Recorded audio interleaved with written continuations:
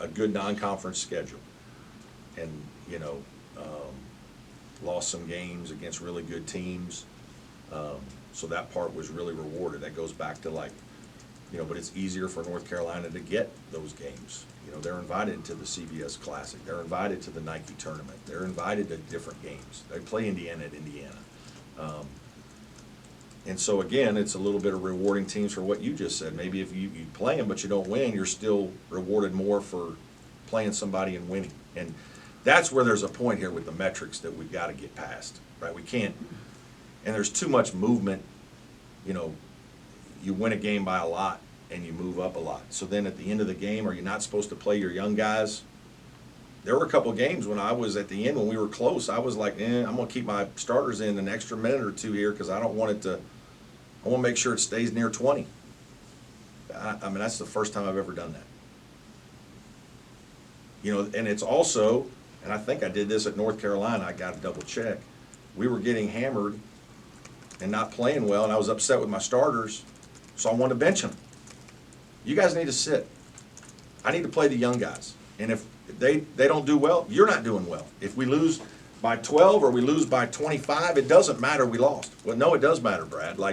So then you don't play those guys? So we're coaching like that now because we're worried about our defensive metrics for Ken Palm and our offensive metrics. And none of that, they can't, obviously they don't know of those things that are going on, but you trying to prove a point to your team and coach your team and bring some attention to your team works against you. The metrics are way too much then. And obviously the head-to-head games now. Obviously the head-to-head games speak to themselves. I mean, it's crazy when you're all this close, and we're not going to look at playing each other on the court. And I know that's the outrage, and it should be from our fan base. And again, I'm proud of our fan base for that, because that makes zero sense. Coach, speaking of North Carolina, I think I know the answer to this, but was there any consideration to declining No. the NIT? No.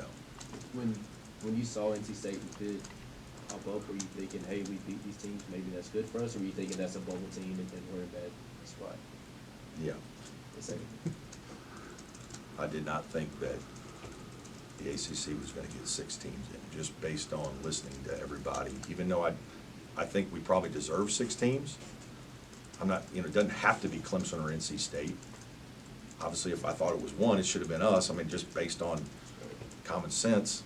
But why can't it be both, and Pitt, right? And, obviously the committee thought otherwise. Do you think it's any of its name recognition and history and some of that kind of stuff? I'd like not to. Politics, any of that, do some research. Is there any flexibility in terms of scheduling next year to try to add more teams, or you just kind of go the same approach? Yeah, it'll be similar approach because it's, again, you're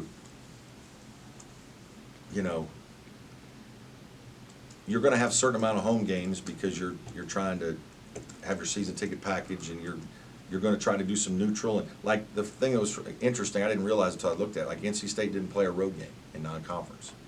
They played a bunch of home games, and then they played 4 neutrals, which maybe that's a good strategy. It worked. Maybe us playing us playing the true road game at South Carolina was bad for us because we lost, right? So that's back to the old home and homes. I don't know that most people we've gone to these neutrals because the range for a neutral changes from 30 to 50 for quad 1. So okay, now you got a bigger window. If a team doesn't happen to get in the top 30, but they're in the top 48, that's a quad 1 game. That's pretty daggone good. Or it's 100 for quad 2, I think, or 130. And so now your windows open up a little bit more, and so now you're trying to find ways to get guys in. Okay, maybe they're quad 2.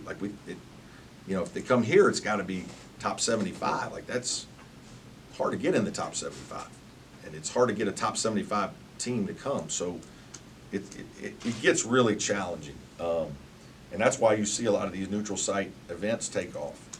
Guys are trying to do that, and we've been trying to do that the last couple of years. And, you know, we've had some good ones. Sometimes it's worked. We got in Alabama, you know, that one year. That was great. One year, the year that we actually, in 19, we played Mississippi State, who happened to be a quad one team. They beat us up there in New Jersey. But you got to get a little fortunate that you get the right team and that the promoter can get you guys together, and, you know, that part is where the advantage happens for the name recognition schools, the Blue Bloods and the others. That's where it's a little harder for us. I guess when you look at the missed opportunities, not beating Iowa and then not being able Yes, to play TCU. that was huge. Yeah. That was huge. You know, it's funny, Mark Fox and I actually tried to call the guy and say, can we just make it a classic? Like, we want to play TCU and Iowa, not, so we don't play each other. Part of it just because we're friends, but part of it, I was selfishly looking at it like, TCU's going to be better than you are, and Iowa's going to be a hard game. It's going to be a great game. But the guy didn't want us to do that, so, you know, couldn't do it. If you could find like more, or what's believed to be more higher level Power 6 teams that would be willing to play you, do you look at playing more home and homes in the future, or trying to? Possibly. You know, you want to have a certain amount of home games, travel. Yeah. You also want to have a certain amount of games where you think you're going to win sometimes early, because you need to play some guys. Like you don't really know what you have. You know, then you have an injury, and then you got young players that you're trying to get minutes, and you're trying to figure out what can this guy do and what can he not do, and, you know, hopefully you have a little bit of an advantage where you're the better team and you can sub a little bit and feel good about doing some of those things. And then you still got to worry about the metrics at the end. You know, there are some schools, and Iowa's good at that. They do this. They play a lot of the 300, high 300s, and then they try to win by as much as possible. They try to win by 50. And then their metrics started tremendous. Like, we've just kind of figured this out, like in the last year, watching some of them. You know, and I don't like that. Like, then you're trying to beat somebody's brains in down there by as much as you can, so that your offensive numbers are better and your defensive numbers are better, and it takes a long time for those numbers to then even out. But that's like a strategy. And that, now we're like, what are we doing? Right? Is that really what this is about? I don't know. Coach, what's the challenge, I guess, in picking up their morale and bringing out their natural competitiveness to get ready for this thing? You know, I told our guys when we met before, we had a meal together at 5, and right before we ate, I got everybody together. Guys, this is a celebration of a great season. We have a lot to be proud of.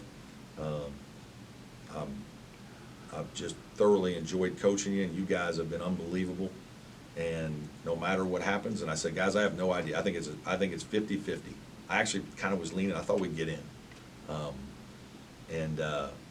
Whatever happens, you know, this is going to end. Like, when it ends, it ends. You kind of forget it. As a player, you're in there practicing. Oh, I got to go practice again. And then all of a sudden, it's over. And what always happens every year is, like, we don't see them for about a day and a half, maybe 2 days. And then all of a sudden, they all start trickling back over. And it's like they miss practice, they miss ball, they miss being around each other, and it's like they're going to miss each other, this team, a lot. And so, you know, the best way for that not to happen is to win as many games as we can. Let's make this thing go, whether we're in the NCAA, NIT, like, let's just play great basketball and keep it going.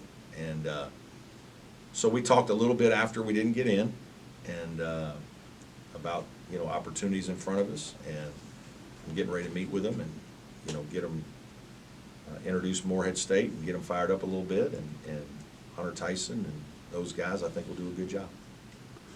What's your recourse in sort of venting, or is it just what you're doing right now and letting Graham handle it? Or No, the commissioner called me last night. I respect that, and, you know, so I spoke with the commissioner for, you know, 20 minutes and aired some of my frustrations. And, you know, it's crazy because I have been in this league a long time. You know,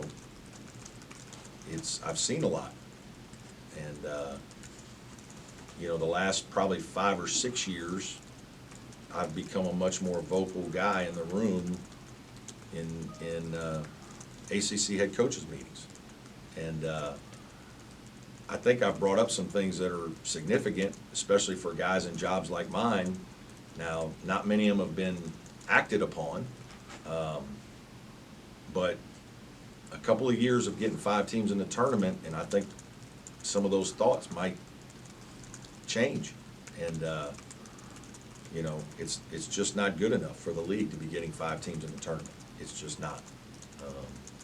And, you know, it's obvious that last year's success by our league had no bearing on this year, which, okay, like I get it, maybe it shouldn't, but 3 teams in the Final 8 when you only put 5 in, you know, Notre Dame was 15-5 last year and got put in the playing game. We're 14-6, don't get in. Like, you're making, the window to get in the NCAA tournament, if you've got to win 14, 15, 16 ACC games every year, that's pretty hard now. You know, so. How do you feel like we got to a point where metrics are, I guess, such a big I part? just think it's so hard to, I get to quantify. I mean, I get why you have to have them and use them. I do think there's some merit to it. Like, it was, as much as in 19 I didn't like it, when they basically said, hey, you're 1-10 against quad ones, like, I guess I understood it, right? Like, I kept arguing that you know, there's a difference between playing the first, third, and fifth quad one team versus the 25th, the 27th, and the 29th. It's like we lost Virginia Tech in the last 10 days. They've been a quad one all year. So it was a quad one win and a quad two win. And then in the last week, they went to a quad two and a quad three because they went to 77 or 76 instead of 74. And it doesn't seem like it means that much